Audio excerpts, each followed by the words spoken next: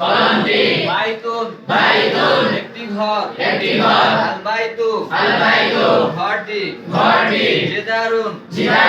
একটি দেয়াল আল জিদারু দেয়ালটি হাকিবাতুন একটি ভাগ আল হাকিবাতু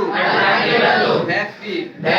তাহলে আমরা কলামুন শব্দের অর্থ করছি একটি কলম। যখন আলিফ লাম যুক্ত হবে তখন নির্দিষ্ট হয়ে যাবে কলমটি। কলামুন কলামুন অর্থ কি একটি কলম। কলামুন একটি কলম কলামুন একটি কলম কলামুন একটি কলম আল কলামু কলমটি কলামুন একটি কলম আল কলামু কলমটি বাইতুন একটি ঘর বাইতুন একটি ঘর আল বাইতু ঘরটি বাইতুন একটি ঘর আল বাইতু ঘরটি দাররাজাতুন দাররাজাতুন একটি সাইকেল আল দাররাজাতু সাইকেলটি নাফিদাতুন নাফিদাতু জাহান্নামী আবার করো হাদা কিতাবুন হাদা কিতাবুন এই একটি বই হাদা কিতাবুন জাদীদুন এই একটি নতুন বই কিতাবুন জাদীদুন বইটি নতুন